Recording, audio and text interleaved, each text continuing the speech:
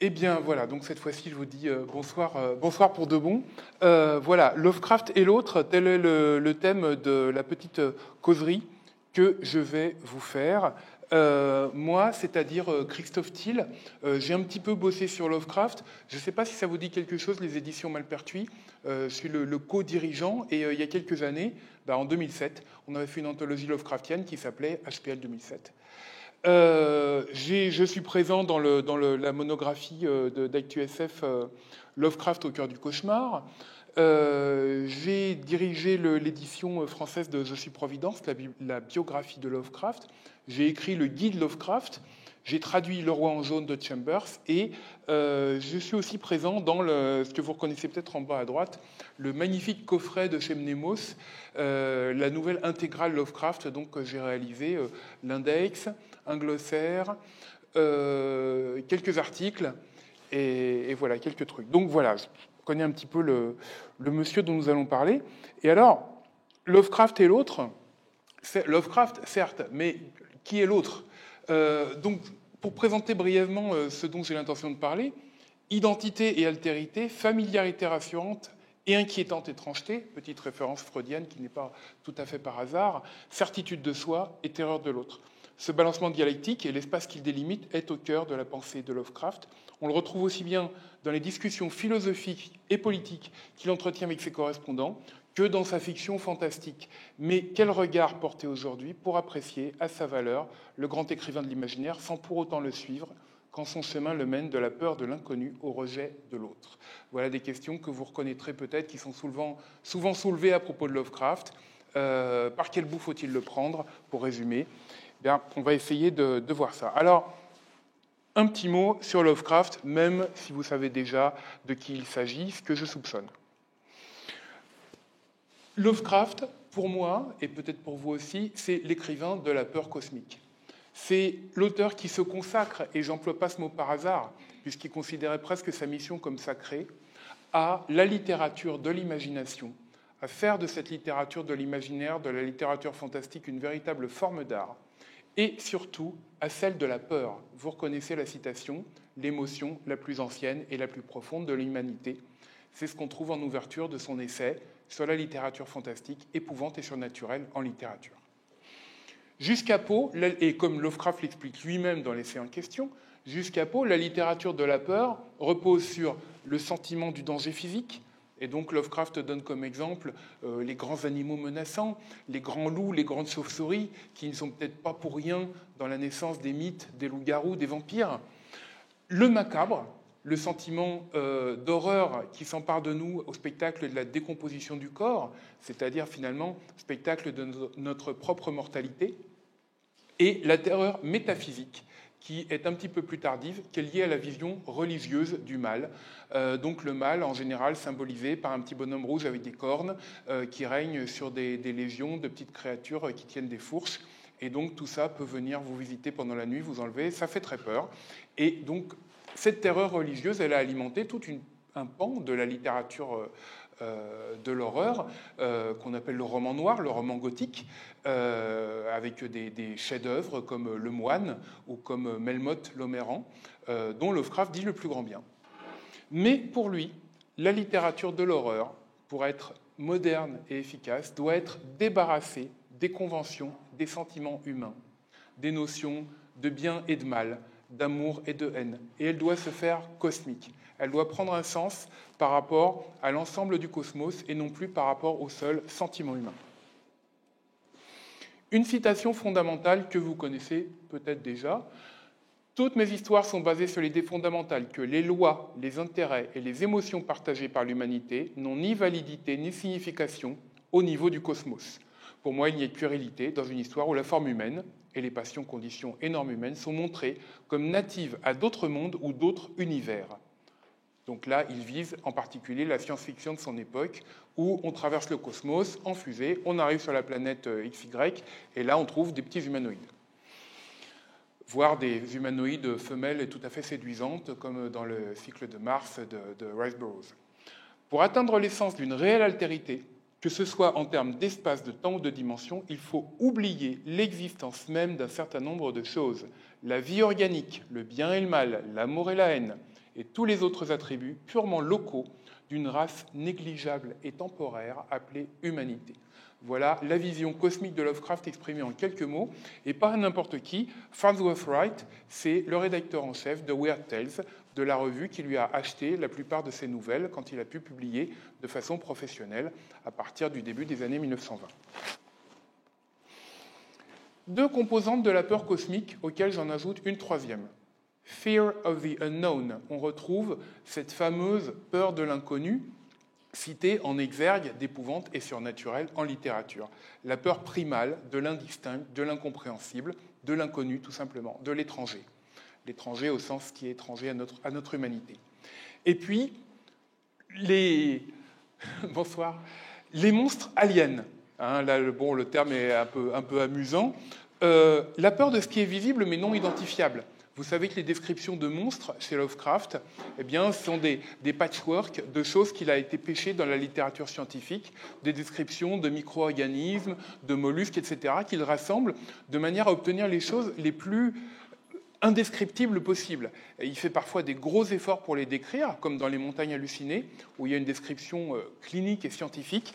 Mais quand vous avez par exemple la description de Cthulhu, dans l'appel de Cthulhu, c'est très impressionniste, et on voit qu'il s'en dégage une telle horreur, une telle incompréhension qu'on a du mal à trouver les mots pour décrire exactement ce qu'on voit.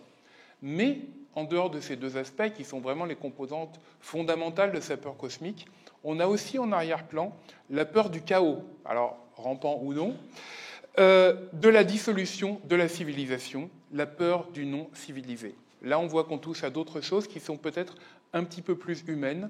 On va se retrouver vers des textes un peu moins cosmiques, comme l'horreur à Red Hook, et c'est là qu'on va toucher d'autres choses. Une autre citation intéressante, peut-être que vous la connaissez. C'était de monstrueuses et nébuleuses esquisses du pithécanthropoïde et de l'amibe, vaguement façonnées à partir de quelques limons puants et visqueux, issus de la corruption de la terre, rampant et suintant d'une façon qui ne suggère rien d'autre qu'une infestation de vers ou des créatures innommables du fond de la mer. Je pensais à une infinité de cuves cyclopéennes et malsaines, remplies à en vomir d'une pourriture gangréneuse et sur le point d'exploser et d'en inonder le monde. De quoi peut-il bien s'agir ? C'est une description hystérique, apocalyptique. On imagine un petit peu les Shoggoths ayant pris possession des cités des anciens, des montagnes hallucinées, et glissant de façon visqueuse par les portes et les fenêtres, etc. Eh bien, pas du tout. Les choses organiques italo-sémitico-mongoloïdes habitant cette abominable fosse septique, c'est-à-dire le Lower East Side de New York, ne pourrait être qualifiée d'humaine au prix d'aucun effort d'imagination. Voilà, c'est une lettre à son ami Frank Belknap Long, dans laquelle il raconte qu'il est allé se promener dans les rues de New York et qu'il a rencontré des immigrés dont il n'a pas particulièrement apprécié le physique, la manière de se déplacer, le ton de la voix, les langues qu'il parlait, qu'il s'est retrouvé en un mot face à une étrangeté, à quelque chose d'inconnu, en plus. Pas que ça, mais Lovecraft, jusqu'alors, n'a pas vraiment été confronté à des populations très pauvres. Il a quand même été dans des quartiers privilégiés de la ville de Providence. Providence, c'est très coquet, c'est très bourgeois, même quand on n'est pas riche comme il l'était à une période de sa vie. Et il se retrouve confronté à des étrangers pauvres et qui, vraisemblablement, font tout ce qu'ils peuvent avoir à faire pour survivre. Il en reçoit un véritable choc qui se traduit chez lui par une horreur, une répulsion. Et là, on voit que, par le biais de ces petites phrases en jaune, qu'on les enlève ou qu'on les ajoute, on se trouve à l'articulation de tout ce qu'on aime chez lui, de cette description hystérique, à la limite de la folie, de ces horreurs tentaculaires, et puis de tout ce qu'on déteste chez lui, c'est-à-dire de rejet de gens qui, après tout, ne lui ont absolument rien fait. Et donc, ça nous amène évidemment au sujet du racisme, un racisme qui est indéniable. Un sujet qui est et a souvent été maltraité. Alors, il plus souvent a été que est, parce qu'il y a eu beaucoup d'ignorance, de déni, de contournement. On n'en est plus là. Mais voilà, on est quand même dans une bascule souvent, entre deux attitudes symétriques qui s'alimentent l'une l'autre. Ou bien un rejet total. Le racisme est présenté comme intégral à l'œuvre, donc on rejette en bloc Lovecraft et son œuvre. ou bien d'un autre côté, un déni total, un passage sous silence. Par opposition à l'attitude précédente, on accepte, on célèbre l'œuvre, donc on passe sous silence les aspects les plus gênants, les plus problématiques de la pensée, de la personnalité de Lovecraft. Et les raisons, pour mauvaises qu'elles soient, les raisons de ne pas en parler sont nombreuses, fréquentes. Vous les avez sans doute rencontrées au moins une fois. Eh bien, c'est un sujet sans importance, c'est pas la peine d'en parler. Lovecraft n'est pas vraiment raciste. Il a l'air, mais en fait, il ne l'est pas vraiment. Un truc que j'ai découvert, qui mérite d'être dit, mais qui en fait est quand même hors sujet en question, dans les anciennes traductions françaises, le mot « negro », qui, dans l'anglo-américain, en particulier de son époque, signifie simplement noir, eh bien, c'est systématiquement traduit par nègre. Bon. Du coup, ça en rajoute une couche, mais sur un racisme qui est effectivement réellement présent. C'est un racisme purement privé qui ne transparaît pas dans la fiction. Alors là, je rentre un peu dans le détail. Il y a du vrai, mais pas seulement. C'est-à-dire qu'on perçoit, dans certaines nouvelles, on perçoit ce rejet raciste qui transparaît. C'est un racisme théorique, il ne s'en prend pas aux individus réels. Il y a déjà là un peu plus de vrai, c'est-à-dire que Lovecraft n'a jamais agressé, insulté une personne en raison de sa couleur de peau ou de son origine. Sa femme, Sonia, raconte tout de même que quand ils se baladaient tous les deux dans les rues de New York et qu'ils croisaient des gens dont le physique ne lui revenait pas, eh bien, il se raidissait, il serrait les mâchoires et il y avait sans doute quelque chose de visible dans son rejet. Alors, la mauvaise excuse, hein, le génie excuse tout, on sépare l'homme et l'œuvre, etc. Combien de fois ne l'avons-nous entendu ? Non, je pense que le génie n'excuse pas tout. Et puis, le contexte historique et culturel ferait que, de toute façon, à l'époque, tout le monde était raciste. Alors, ça, c'est à la fois pas tout à fait exact et un peu hors de propos, mais c'est pas non plus complètement idiot. Il est vrai qu'à l'époque, le racisme, non seulement à l'époque, mais le racisme est en fait constitutif de la structure sociale, économique et culturelle des États-Unis, et on en a encore le prolongement aujourd'hui. Les États-Unis sont quand même construits sur un double, ce que je me permettrais de qualifier de crime, qui est d'une part le génocide des Amérindiens, pas total puisqu'il en reste, mais enfin quand même en grande partie effectué, d'autre part l'esclavage des Noirs africains. Dans ces conditions, le développement d'un racisme est quasiment inévitable. Il en est un aspect et une conséquence logique, puisque ce genre de système doit se justifier, et qu'il se justifie forcément par le fait que les gens qui sont dans une situation inférieure, c'est de leur faute. Ce racisme est partagé, en particulier si on prend les 20 ans, les 30 ans de la carrière de Lovecraft, est partagé par à peu près tout le monde, alors à des degrés très divers, mais on le retrouve en tout cas sur l'ensemble de l'échiquier politique, des libéraux aux conservateurs jusqu'aux populistes. Alors je reviendrai un petit peu sur ces populistes qui sont des gens qu'on a un petit peu oubliés aujourd'hui, parce qu'on est très axé sur le bipartisme politique des États-Unis. À l'époque, il y a une troisième force qui s'appelle le People's Party et qui a fini par être absorbée dans le Parti démocrate, qui a sa propre physionomie. De notables exceptions à ce racisme généralisé, parfois très proche de Lovecraft. James Ferdinand Morton, conservateur du musée d'histoire naturelle de Paterson dans le New Jersey, grand ami et correspondant de Lovecraft, est un militant antiraciste, libéral, militant pour la liberté sexuelle, militant pour la taxation, notoire. On pourrait dire, c'est un militant de gauche. Donc comment se fait-il que quelqu'un qui a des convictions politiques si opposées à celles de Lovecraft ait pu entretenir avec lui une telle amitié ? Voilà, c'est une chose à noter. Lovecraft a avant tout une estime pour l'intellect de ce type, également pour sa personnalité. Il est évident qu'ils ne sont pas d'accord sur tout. Le contexte est également familial. On sait que Lovecraft est né dans une famille WASP, famille blanche, anglo-saxonne, protestante, appartenant initialement, puisqu'elle a assez rapidement connu, alors que Lovecraft était encore enfant, une dégringolade sociale, mais en tout cas appartenait initialement à l'aristocratie bourgeoise de Providence. Le grand-père, Whipple Phillips, était un homme d'affaires. Ses affaires marchaient bien. Il avait voyagé à l'étranger. Il avait connu Paris et Londres.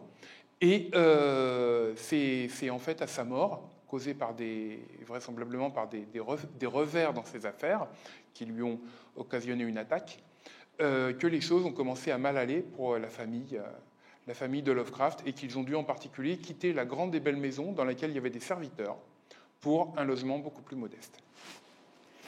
Donc évidemment, dans ce type de contexte, il y a un roman classique qui montre la mentalité bourgeoise américaine, c'est Babbitt, de Sinclair Lewis. Voilà, Babbitt, c'est un bourgeois américain pour qui les choses marchent bien, dans une petite ville, enfin une ville moyenne des États-Unis. Il travaille dans une agence immobilière et puis, malheureusement, à un moment de sa vie, il n'est pas satisfait de la vie qu'il mène et il se met à se rapprocher de gens qui ont des idées dangereuses. Par exemple, il ne voit pas pourquoi on est tellement agressif par rapport aux Noirs. Et là, le reste des notables de la ville viennent lui remettre les idées en place en le menaçant à demi-mot de l'exclure. Donc voilà, dans ce genre de milieu, évidemment, les attitudes racistes ont leur place. Le père de Lovecraft il a transmis à son fils des attitudes qui sont assez connues, c'est-à-dire c'était un anglophile acharné. Lovecraft, dans sa jeunesse, était un anglomaniaque, on pourrait dire, le genre à prendre plaisir à chanter God Save the King le 4 juillet, et à déplorer que la colonie se soit séparée de son souverain légitime, et à évidemment croire en la hiérarchie des classes sociales et des races. Dans la vie politique américaine, en particulier, le racisme a sa place bien établie. Chez les conservateurs, ça va de soi. La société est stratifiée, les gens qui ont le plus de mérite sont tout au sommet, et tout en bas, on retrouve les gens qui ont le moins de mérite, qui ont le moins de capacité. Et puis, à la limite, quand c'était permis, ils étaient esclaves. Maintenant, au début du XXe siècle, ça ne l'est plus, il n'y a plus d'esclavage, donc ce sont des petits employés, des ouvriers, etc. Mais plus on les tient à distance, et mieux c'est. Chez les libéraux, eh bien, il est toujours utile de rappeler cette citation du grand libérateur des esclaves, Abraham Lincoln, qui a écrit dans un discours « Il y a une différence physique entre la race blanche et la race noire qui interdira pour toujours aux deux races de vivre ensemble dans des conditions d'égalité sociale et politique. » Voilà, donc même chez quelqu'un comme Lincoln, qui a, on peut dire, libéré les esclaves noirs américains, on retrouve ce genre d'attitude. Et alors les populistes, c'est un cas à part. Donc je parlais tout à l'heure de cette frange qui mérite bien ce nom parce qu'ils ont à la fois les caractéristiques qu'on prête aux gens qu'on qualifie de populistes aujourd'hui, c'est-à-dire des idées d'extrême droite, et en même temps de véritables idées de justice sociale, de réduction des inégalités. Il y a en particulier un mouvement qui est soutenu par le populisme, qui est ce qui s'est appelé l'armée du bonus. Les soldats américains qui étaient allés se battre en Europe pendant la guerre du 14-18 s'étaient vus promettre un bonus de manière à pouvoir rentrer chez eux et vivre correctement. On ne leur a jamais donné. Ils ont fait une grande marche qui est allée jusqu'à Washington, ils ont campé dans les jardins, ils ont fini par être dispersés à coups de matraque. Voilà, ça c'est le genre de mouvement populiste qui existait à l'époque, et il y a deux noms dont Lovecraft parle beaucoup dans sa correspondance, qui sont Huey Long et Charles Coughlin. Alors Huey Long, c'est le gouverneur de Louisiane. C'est un homme qui a été qualifié de proto-fasciste ou de socialiste, parce qu'on hésite un petit peu, on va dire qu'il est un petit peu à la frontière entre les deux, qui a passé beaucoup de mesures sociales, en tout cas dans son État, et qui a fini assassiné. Charles Coughlin, c'est un cas un peu plus tranché. C'est un prêtre catholique qui a une émission de radio. Et il commence sur des thèmes de justice sociale également, comme quoi on ne s'occupe pas assez des pauvres dans ce pays. Et puis, petit à petit, il est de plus en plus influencé par Mussolini. Et il finit par se voir couper le sifflet pendant la guerre en raison de ses trop grandes sympathies pro-italiennes, pro-allemandes, qui, à l'époque de Roosevelt, ne sont plus du tout acceptables. Donc voilà ce que c'est que le populisme aux États-Unis à cette époque. On se doute, quand j'ai parlé donc des pensants pro-allemands du père Coughlin, que, bien entendu, le racisme tient sa place là-dedans et qu'il n'y a pas de raison qu'il fasse exception. Le non-racisme, voire l'antiracisme, demeure l'apanage d'un groupe de militants, de gens qui sont très engagés non seulement pour une justice sociale, mais pour une justice en général pour tous les Américains, quelle que soit leur couleur, comme James Morton, dont je parlais tout à l'heure. Alors, Lovecraft et les autres, eh bien, on va parler de quelques autres qu'il a été amené à côtoyer. On va commencer par ses autres proches, que sont les Juifs. Alors, dans une lettre, Lovecraft nous raconte que Hope Street, c'est le lycée où il était, à l'époque où il était adolescent. Hope Street est proche des quartiers nord, assez proche pour qu'on y trouve un nombre considérable de juifs. C'est là que j'ai formé mon indéraffinable aversion pour la race sémite. Alors ça, c'est assez intéressant, parce qu'il y a des moments où son aversion n'est pas si évidente que ça. Les Juifs étaient doués en cours, brillants et fourbes calculateurs, on voit les clichés, mais leurs idéaux étaient sordides et leur manière grossière. J'étais reconnu comme antisémite avant longtemps à Hope Street. Donc là, on est en 1916, il est encore tout jeune, il est encore dans sa période de petit coq, de monarchiste, d'aristocratiste et d'élitiste acharné, et sa période très à droite, on peut dire. Et donc là, il se vante que, étant adolescent, il était fortement antisémite. Et puis, voilà, c'est toujours étonnant. Je sais bien que le coup de dire j'ai un ami juif ne tient pas forcément, mais on le voit quand même se lier avec des juifs tout à fait notoires et pas du tout cachés, comme par exemple Samuel Loveman, qu'il considère comme un très grand poète, qui est effectivement quelqu'un qui a publié de la poésie et avec qui il a entretenu une correspondance très fournie. Et puis, évidemment, une certaine Sonia Green qu'il a fini par épouser. Alors là, il y a un truc intéressant. Elle lui dit périodiquement « Mais Howard, je suis juive ». Et il lui répond « Non, tu n'es pas juive, tu es une américaine ». On voit que pour lui, la notion d'assimilation culturelle est importante à un point qui peut être parfois un peu rigide. Mais en tout cas, ce qui est intéressant, c'est que dans des lettres plus tardives de la fin de sa vie, cette aversion caractérisée, qu'il qualifie d'interaffinable, cet antisémitisme de jeunesse, eh bien, il n'est plus du tout aussi évident. Et il se met à dire que peut-être, finalement, les Juifs, on les a mal jugés, parce que d'abord, il n'est pas question de nier leur intelligence. Tout le monde sait que ce sont des gens intelligents, et puis qu'après tout, on les côtoie depuis tellement longtemps, voilà, on en a dit du mal, mais finalement, c'est nos voisins, on les connaît, on n'a pas trop de raison d'avoir peur d'eux. Donc là, quelque chose d'un peu neutre. Alors, un cas intéressant, le voisin syrien.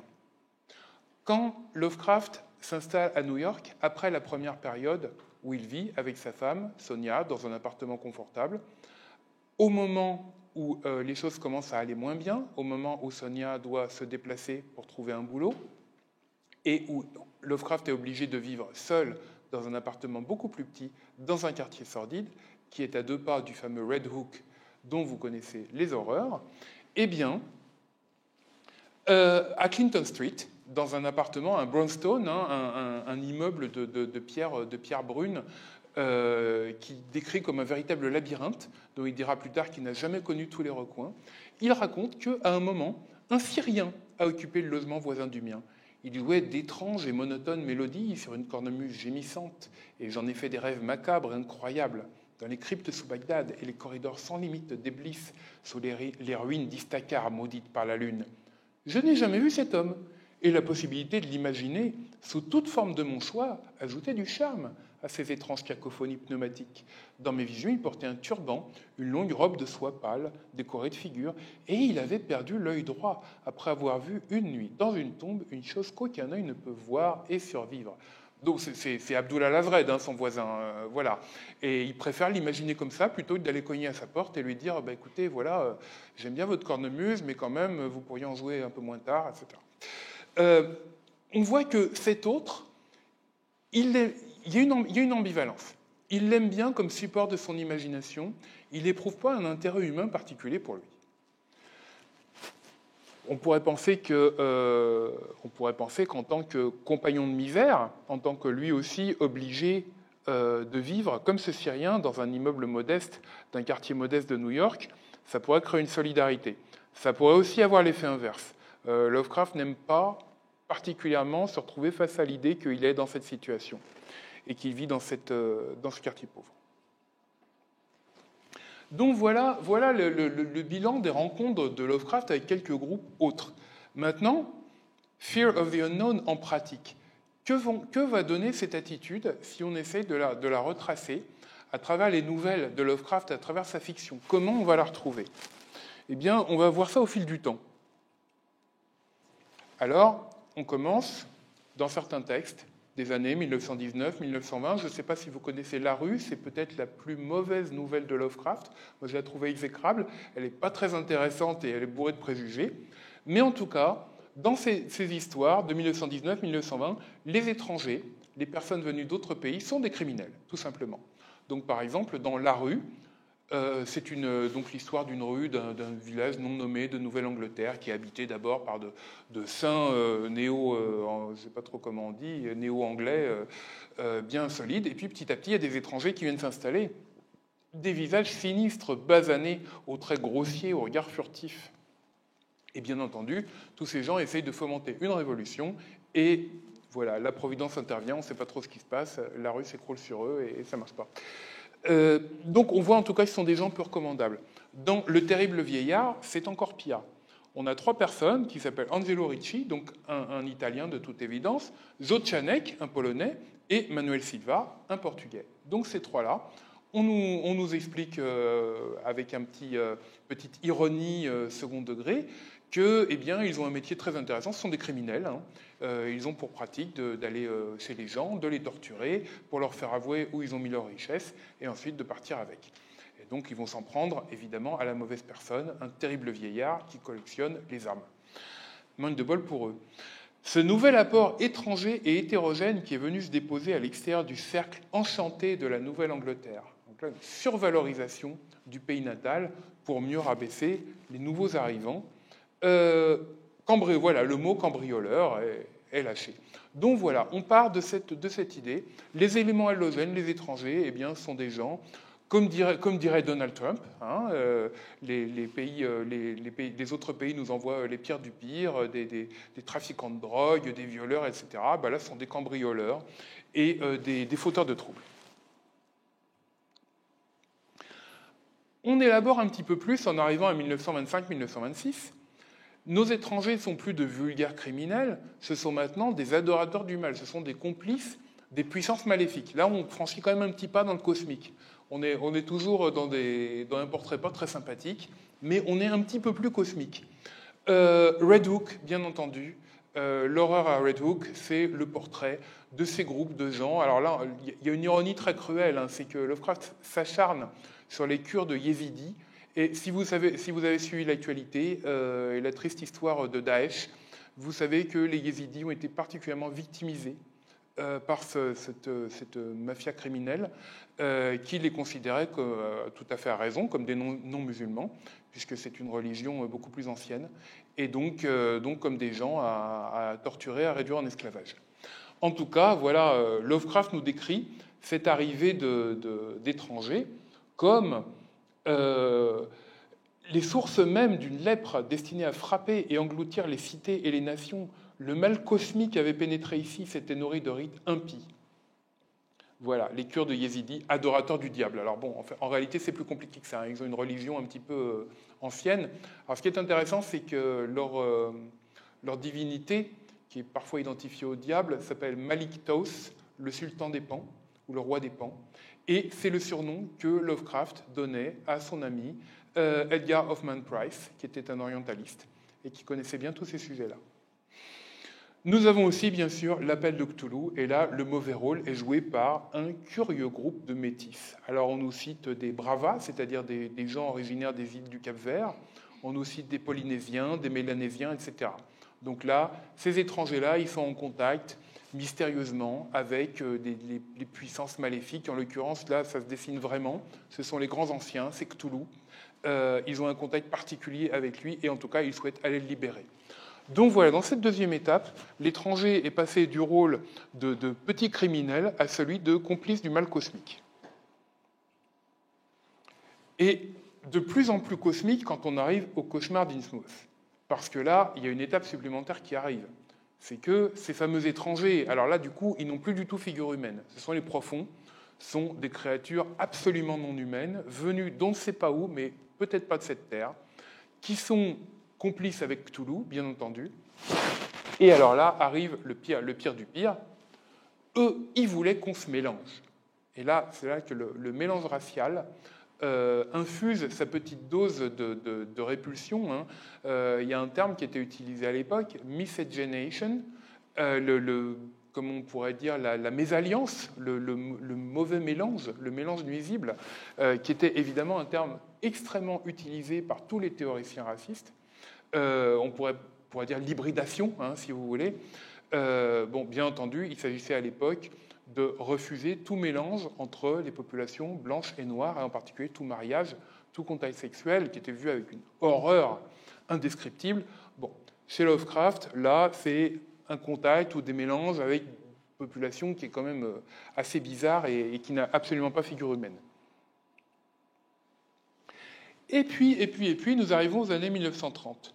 Et là, les étrangers qu'on rencontre dans La Maison de la Sorcière, qu'on rencontre dans Celui qui hantait les ténèbres, eh ben, ils ne sont pas très malins. Et puis, surtout, ils ne sont pas éduqués et ils ont gardé les superstitions de leur pays. Alors, en l'occurrence, c'est le catholicisme. Donc, ils ont des crucifix, ils vont faire des prières à l'église du coin, etc. Mais n'empêche que ces étrangers superstitieux, ils sont quand même attentionnés, parce que voilà, les Polonais qui habitent dans La Maison de la Sorcière et qui essayent d'aider le malheureux, je ne sais plus comment s'appelle le héros, Gilman,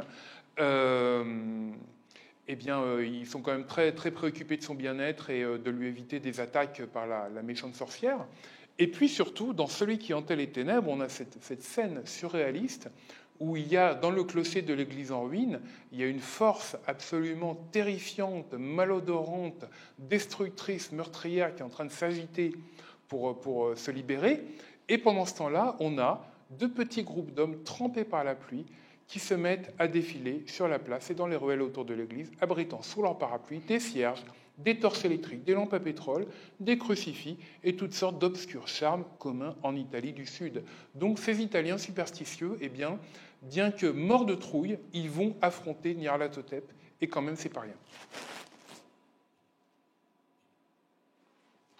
Et alors là, on arrive, avec les montagnes hallucinées, à quelque chose qui est encore plus étonnant, qui moi m'a beaucoup étonné la première fois que je l'ai lu, et peut-être ça vous a fait ça aussi, c'est l'empathie que nous avons exprimée par Lovecraft, par les narrateurs de son histoire, face à des créatures qui n'ont absolument rien d'humain, à part le fait qu'on sait qu'elles sont, et ça c'est très significatif, intelligentes, civilisées et possédant une culture. Scientifiques jusqu'au bout, qu'ont-ils fait que nous n'aurions fait à leur place? Quelle intelligence, quelle ténacité, quel affrontement de l'incroyable.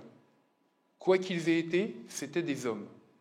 Voilà, donc là, le machin à symétrie par 5, symétrie radiale, avec un corps en forme de tonneau, avec des tentacules, est qualifié d'homme. Non pas au sens d'être humain comme nous, mais d'être digne d'être considéré. Et puis, on arrive encore dans l'abîme du temps, et là, on voit que l'horreur de l'autre devient de plus en plus cosmique. Elle se détache du côté simplement répugnant du corps de ces grandes créatures coniques, avec une tête au bout d'un tentacule et des espèces de longs doigts bizarres. Et là, l'horreur vient de... On ne regarde pas impunément des êtres monstrueux faire ce dont on croyait les humains seuls capables. C'est-à-dire que là, c'est la pure étrangeté de la scène qui montre ces choses qui non seulement ne sont pas humaines, mais n'ont même pas le physique d'un animal normal, puisqu'elles ont une morphologie complètement alien, eh bien, se déplacer, manipuler des livres, écrire dans des livres, ranger des livres sur des rayons de bibliothèque, ce qui est quand même tout ça pour Lovecraft, c'est l'activité la plus humaine qui soit, en tout cas, la plus proche de lui. Eh bien, tout ça, c'est fait donc par ces créatures. D'où ce sentiment de dérangeante étrangeté. Et quand on arrive, alors là je triche un petit peu avec la chronologie, mais en tout cas, pour moi, le sommet de cette courbe, c'est quand même la couleur tombée du ciel, où là, l'étrangeté n'a plus de visage, même le visage d'une créature tentaculaire, l'étrangeté n'a même plus de mots. Il n'y avait dans son délire pas un seul substantif précis, mais uniquement des verbes et des pronoms. Des choses bougeaient, changeaient, flottaient, les oreilles tintaient sous l'effet d'impulsions qui n'étaient pas que sonores. Quelque chose lui était enlevé, on l'a vidé de quelque chose collé à elle qui ne devait pas exister. On est au-delà des mots, les mots sont tombés dans ce trou qui a été percé dans le sol de la ferme des Gardner par la météorite qui est tombée, où ils sont tombés dans le puits empoisonné, et on a à la place des impressions floues, on court après les mots, on n'arrive pas à les trouver, ça n'a pas de visage, ça n'a pas de forme, ça n'a pas de figure, ça a juste une couleur, et on essaye d'en faire le tour avec le peu de mots qui nous restent, on n'y arrive pas vraiment. Là, on est sur une répulsion de l'autre qui a, je dirais, perdu le visage de l'étranger humain sous laquelle on la reconnaissait très très nettement au début. Alors maintenant, on a parlé de divers groupes que Lovecraft pouvait considérer comme étrangers. Une altérité un peu différente, Lovecraft misogyne. Pourquoi cette image ? Eh bien, très simplement, si vous lisez ces histoires, vous trouverez que les personnages féminins n'ont pas la part belle. On n'en rencontre pas beaucoup. Ils sont soit insignifiants, on peut dire c'est quasiment des éléments de décor, soit monstrueux, dans certains cas monstrueux, voire maléfiques.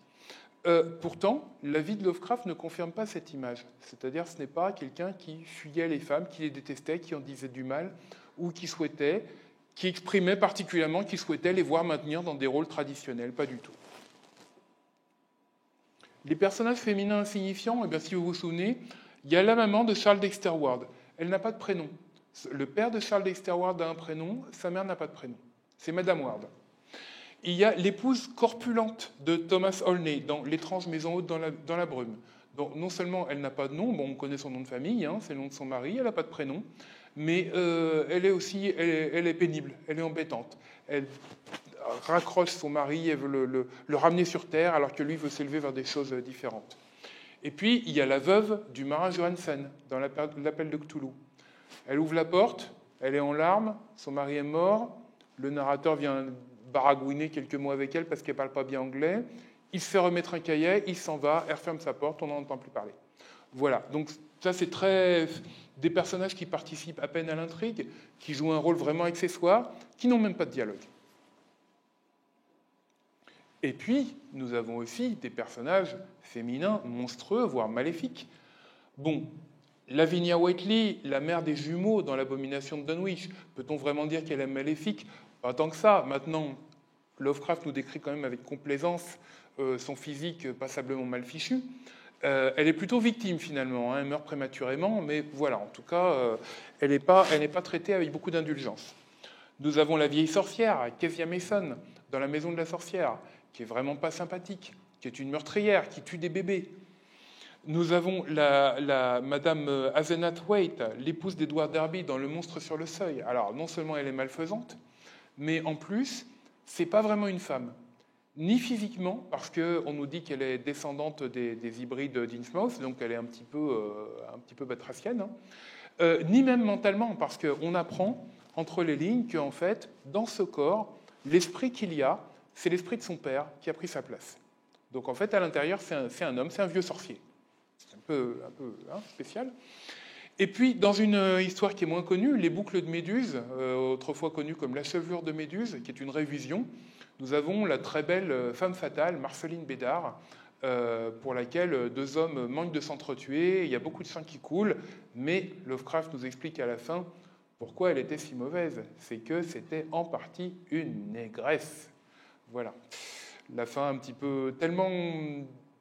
Bon, c'est même pas tant le choc de ce terme raciste que finalement le fait que ça fait retomber à plat toute l'histoire. On ne voit pas ce que ça a de vraiment maléfique, au point que Auguste Derleth, quand il a édité l'histoire, il a changé la fin.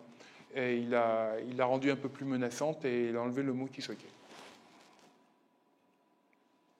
Dans la réalité, qui sont les femmes que Lovecraft a côtoyées ? Ces femmes auxquelles il ne donne pas tellement de place dans sa fiction. Eh bien, nous avons par exemple une grande amie, Edith Miniter, qui est un personnage notoire du milieu amateur. Elle écrit beaucoup de choses. Elle se permet même d'écrire une nouvelle dans laquelle elle se moque de Lovecraft, elle le parodie, elle parodie ses tics de langage, ses manières de se comporter, et lui, il lit ça et il se marre.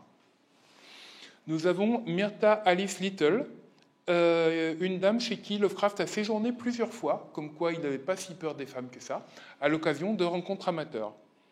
Winifred Virginia Jackson, alias Elizabeth Berkeley, il collabore avec elle sur 2 petites nouvelles mineures.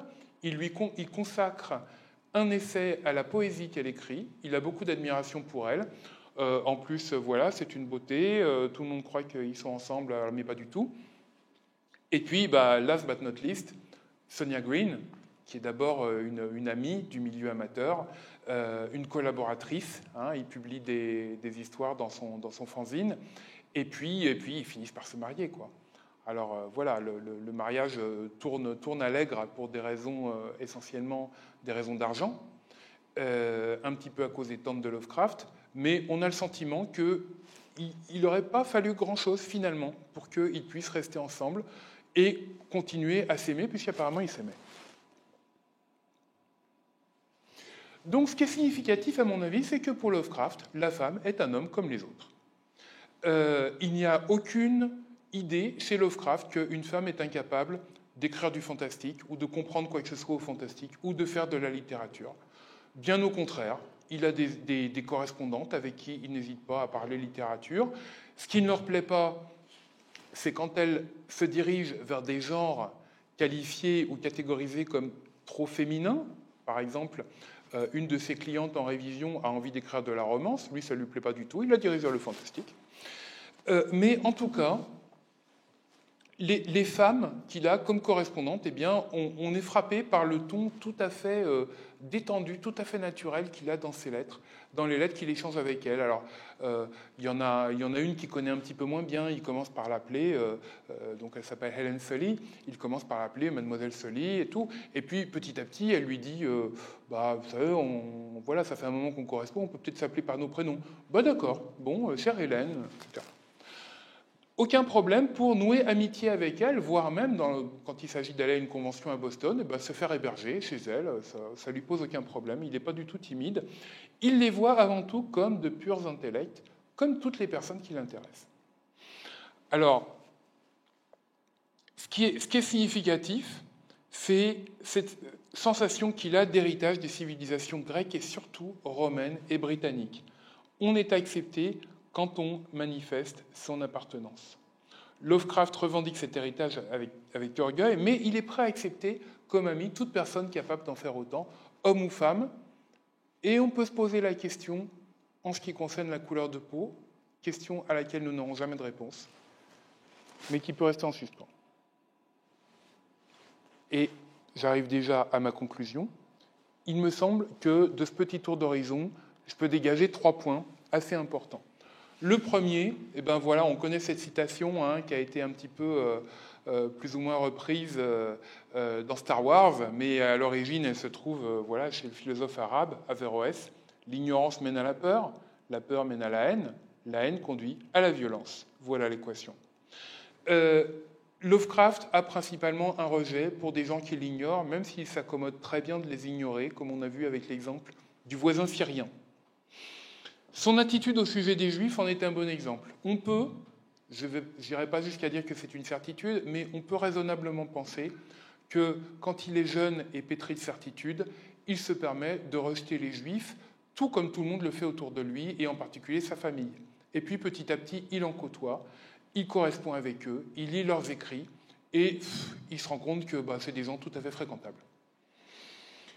Une ignorance, en tout cas, quand elle a lieu, qui le conduit à un déficit d'empathie et une perception a priori méfiante de l'altérité. C'est son point de départ. Voilà, je reprends cet exemple des Juifs. Ce n'est pas une hostilité active qui va prendre la forme d'un combat. Les combats, il en est tout à fait capable. Il a mené autant qu'il a pu un combat en faveur de la prohibition et contre la consommation d'alcool. Non, ce combat contre des minorités qu'il n'apprécie pas, il ne le mène pas. Simplement, il dit que voilà, il y a des gens qui n'apprécient pas, ça lui paraît tout à fait normal, mais il ne va pas aller adhérer, par exemple, à un groupe anti-noir, etc. Donc voilà cette question que je posais. Si les circonstances l'avaient amené à correspondre, sans qu'il s'en doute initialement, avec un lecteur noir, s'il y en avait eu, je ne sais pas s'il y avait des lecteurs noirs de Weird Tales, c'est tout à fait possible. Voir un artiste de la Harlem Renaissance, ce mouvement culturel qui se passe en même temps, c'est-à-dire qu'au moment même où Lovecraft ressasse le cliché comme quoi les Noirs sont des personnes incultes, illettrées, incapables de création, et bien en même temps, à Harlem, il y a un mouvement culturel, artistique, qui est en train de créer de la peinture, de la littérature, de la poésie, etc. Bon, sans parler évidemment du jazz qui est en plein développement à cette époque. Alors, la place du racisme dans la création Lovecraftienne. On ne peut ni dire que c'est une spécificité personnelle sans importance, une espèce de fantaisie qui n'aurait aucune répercussion sur rien, ni que c'est la clé unique ou le cœur indissociable de son œuvre, comme le font certains. Pour moi, c'est à la fois la forme extérieure visible, l'expression, le résultat de forces obscures présentes en lui, donc cette peur de l'altérité, cette peur de l'étranger, de l'inconnu, qui sont également à la source de sa création fantastique, mais celle-ci ne s'y réduit pas. Je pense que ce qui est très important, c'est ce dernier point sur lequel je reviens un petit peu après. Alors, une question qui peut paraître ridicule, mais que certains avancent, peut-on lire Lovecraft aujourd'hui malgré tout ça? Donc, ce malgré, d'abord, ne doit être ni ignorance ni naïveté. Il ne s'agit pas, comme je disais tout à l'heure, de passer sous silence les choses problématiques. Il ne s'agit pas de s'imaginer qu'elles n'ont aucune importance. Mais pour moi, ce qui conduit à une réponse positive, oui, on peut toujours lire Lovecraft, l'apprécier, reconnaître sa grandeur, c'est une notion toute simple, celle de l'art. Lovecraft est attaché à la littérature en tant qu'art. Il consacre toute son énergie au travail considérable qui consiste à installer la littérature fantastique comme une véritable forme d'art, alors que ce travail a déjà été accompli en particulier par Edgar Poe, mais cette étape est périmée. On ne peut pas refaire ce que Poe a fait, c'est-à-dire établir la littérature fantastique, la littérature de la terreur, comme, vous connaissez peut-être la citation, hein, on avait accusé Poe de copier des écrivains allemands comme Hoffmann, et il a dit « Et moi, je postule que la terreur ne vient pas de l'Allemagne, mais de l'âme humaine ». Et donc, de là, il tire une sorte de grandeur de la littérature fantastique qui fait appel à des choses au fond de notre âme. Tout ça est très bien, mais c'est du passé. On ne peut pas revenir à Edgar Poe. Il faut trouver une nouvelle manière d'instaurer la grandeur du fantastique. Et c'est le travail de Lovecraft. Bon, comment il le fait? De façon très simple. Hein. Le soin de l'écriture, le soin apporté à la rédaction des scénarios, le soin apporté à trouver les idées. Bref, le travail. Alors, pour bien comprendre ça, je vais faire la comparaison avec une autre forme de production culturelle qui, elle, est tombée dans une obsolescence que je qualifierais de bien méritée. Il s'agit de l'imaginaire colonial. On a du mal, peut-être, à penser ça aujourd'hui, bien qu'il y ait encore des gens qui ont envie d'écrire des histoires sur le thème des croisières noires et jaunes organisées par Citroën, qui étaient en plein dans cet esprit-là. Mais il fut un temps, à l'époque de nos grands-parents, de nos arrière-grands-parents, où l'exotisme colonial, l'aventure coloniale était quelque chose qui faisait rêver, et qui passait pour purement excitante, purement émerveillante, et dans laquelle eh bien, tout ce que cette histoire peut avoir de sanglant était totalement occulté. L'autre, bien entendu, dans cet imaginaire-là, l'autre est au premier plan, et il est totalement folklorisé, kitschisé, transformé en accessoire, déshumanisé. L'autre, c'est la tribu des méchants sauvages, c'est le bon serviteur, c'est enfin voilà toutes les choses qu'on trouve entre autres chez Kipling, hein, par exemple, qui est un grand centre de l'épopée coloniale anglaise, par exemple, des figurants, des objets. Et bien entendu, tout ça n'est pas purement innocent, même si ce n'est pas l'intention explicite du littérateur. L'idée n'est pas seulement d'amuser le public, mais de donner une illustration, une justification à la domination et à l'exploitation. Notre époque n'est plus dupe, c'est-à-dire qu'on ne peut plus lire toutes ces belles histoires merveilleuses de la colonisation et y voir de pures aventures.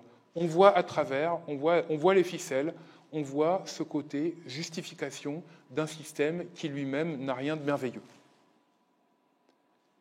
La différence avec Lovecraft, c'est que lui, il conserve, et le fait que soit un petit groupe pas négligeable ici en est un élément, Lovecraft conserve toute son actualité. Pourquoi? Parce que le fantastique Lovecraftien n'a pas comme ressort les idées politiques et sociales de son auteur, alors que sa vision philosophique plus large y tient une très grande place en arrière-plan. Cette vision philosophique, c'est son matérialisme mécaniste, C'est l'idée qu'il n'y a pas de force divine, rien ne va venir au secours de l'être humain s'il est menacé par des forces cosmiques. Le cosmos n'est que le résultat mécanique du jeu de forces aveugles. Et ça, c'est quelque chose qui a une extrême importance. On peut même dire que Cthulhu est d'une certaine façon la personnification, la concrétisation de cette idée. Et l'objectif, surtout, chose très importante, comme je le disais tout à l'heure, l'objectif du fantastique lovecraftien est artistique. Non pas véhiculer une théorie raciste, non pas véhiculer un message qui serait « il convient de conserver les gens de telle couleur à l'écart de ceux d'une autre couleur », mais véhiculer à son lecteur des impressions, des ressentis, et en tout premier plan, cette sensation de peur cosmique dont il a fait l'axe central de son œuvre.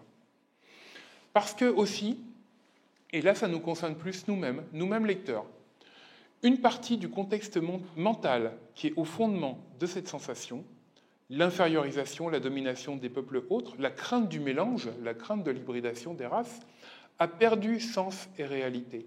Tandis qu'une autre partie, celle du frisson cosmique, celle de la peur de l'inconnu, garde sa fraîcheur. Et c'est cette autre partie-là, cette obscure perplexité angoissée face à l'incompréhensible, qui conserve l'œuvre de Lovecraft vivante pour nous.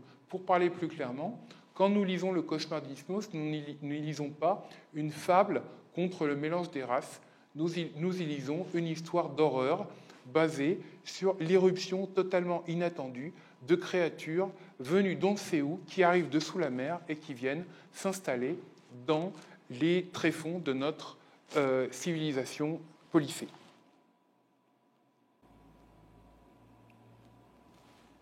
Je crois que j'ai tout.